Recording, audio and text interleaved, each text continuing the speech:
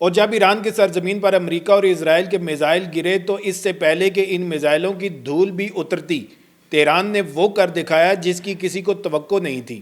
ایران نے امریکہ اور اسرائیل کے خلاف آپریشن فتح خیبر کی شروعات کرتے ہوئے پہلے مرحلے میں 35 بیلسٹک میزائلوں سے حملہ کر دیا ہے۔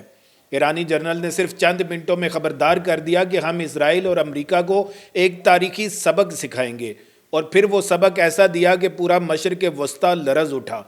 ایران نے فوری طور پر جوابی کارروائی کرتے ہوئے اسرائیل اور خلیجی ممالک میں موجود امریکی اڈوں پر میزائل اور ڈرون حملے شروع کر دیے۔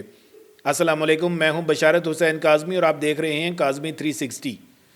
یہ جوابی حملے اتنے وسیع اور منظم تھے کہ پورے خطے میں فضائی خطرے کی گھنٹیاں بیک وقت بجنے لگیں۔ قطر کے آل عدید ایئر بیس پر، جو امریکی فوج کا سب سے بڑا اور اسٹریٹجک اڈا ہے، ایرانی میزائلوں نے براہ راست نشانہ بنایا۔ کویت کے السالم ایئر بیس پر آگ بھڑک اٹھی۔ متحدہ عرب امارات کے الزفرہ ایئر بیس کو بھی نشانہ بنایا گیا۔ بحرین میں امریکی 5ویں بیڑے کے ہیڈ کوارٹر پر میزائل گرے۔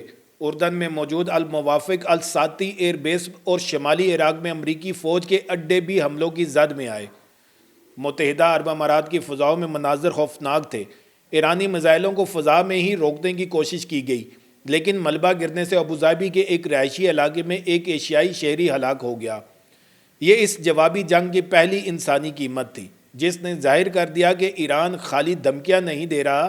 بحرین میں امریکی بحری اڈے پر ایک میزائل براہ راست جا گرا۔ قطر کے دارالحکومت دوحہ کی فضا میں 4 میزائلوں کو روکے جانے کے مناظر نے لوگوں کو خوفزدہ کر دیا۔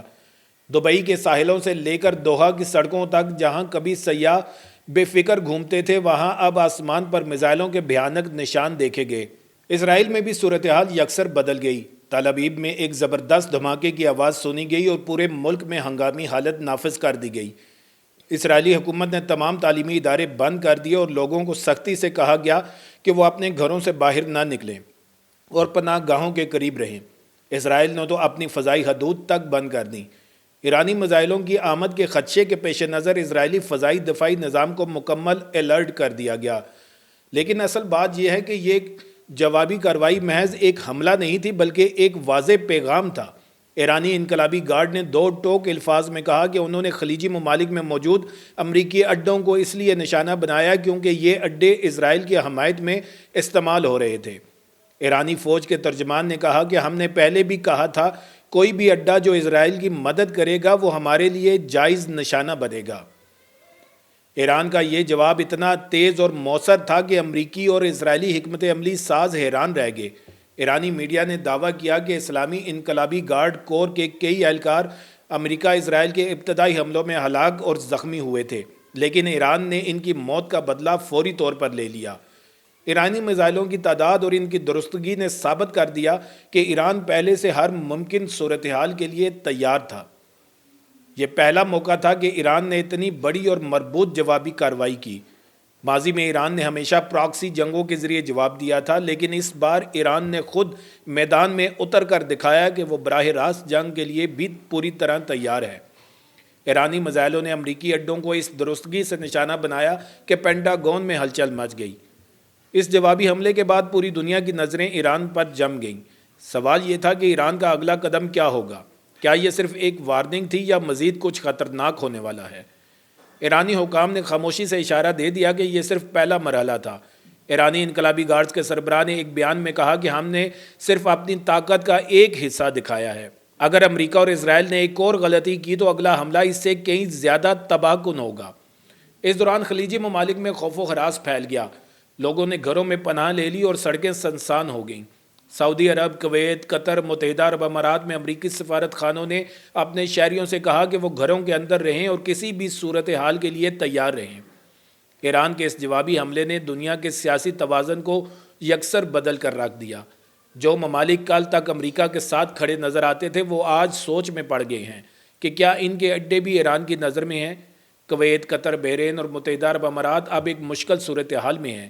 ایک طرف ان کا اتحاد امریکہ کے ساتھ ہے تو دوسری طرف ایران کی فوجی طاقت ان کے دروازے پر دستک دے رہی ہے۔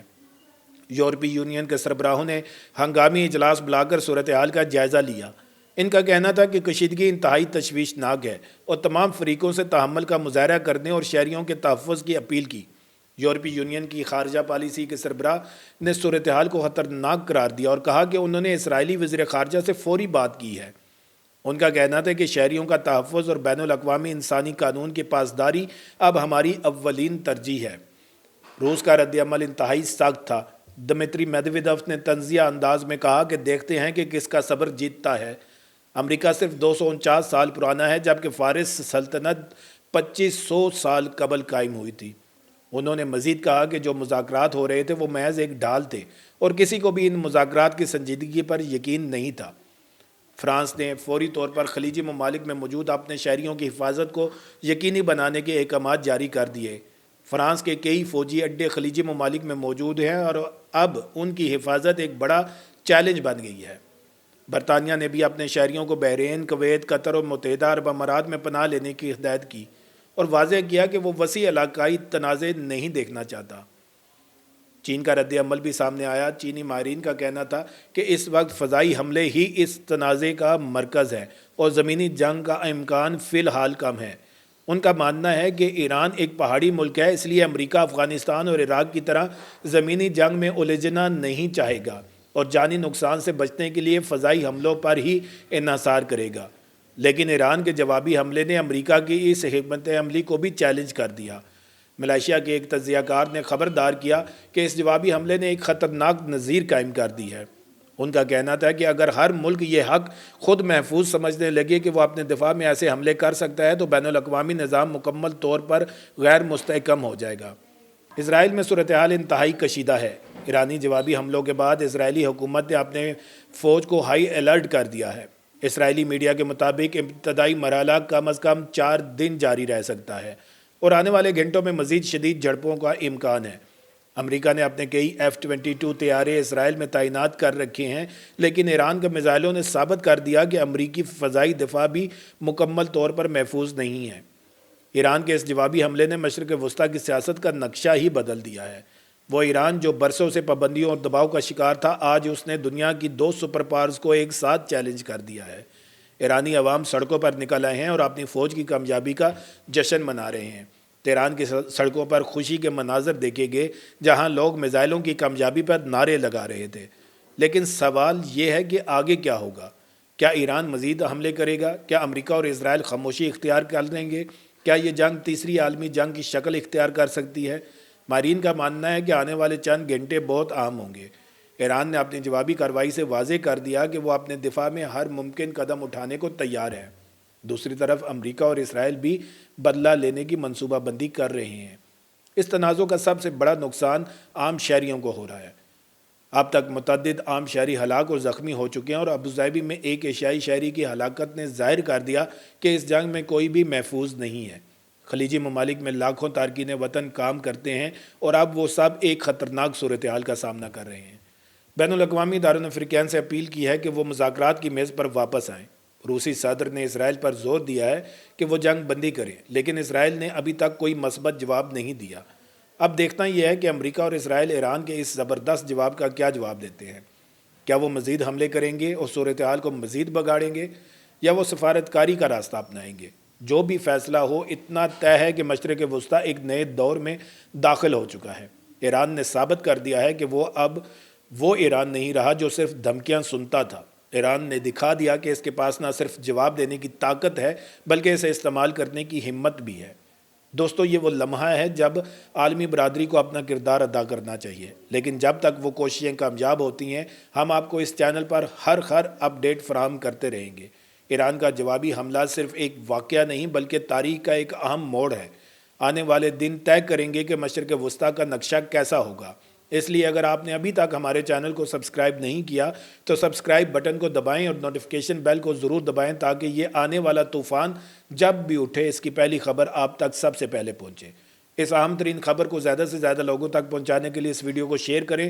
نیچے کمنٹس میں ہمیں بتائیں کہ آپ کے خیال میں ایران کے اس جوابی حملے کے بعد امریکہ اور اسرائیل کا اگلا قدم کیا ہوگا؟ کیا یہ جنگ مزید پھیلے گی؟